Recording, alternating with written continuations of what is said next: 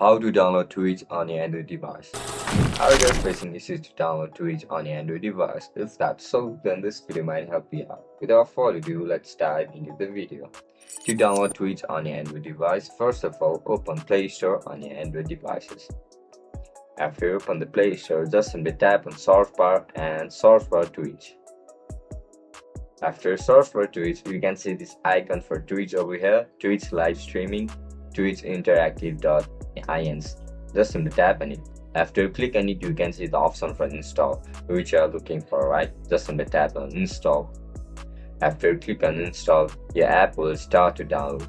It will take some time. It will vary according to your Wi-Fi speed. So as you guys can see, it's installing on our device.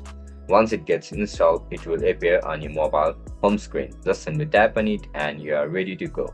That's it, guys. If you guys found this video helpful, don't forget to like, share and subscribe to the channel. I'll catch you in the next one. Bye bye.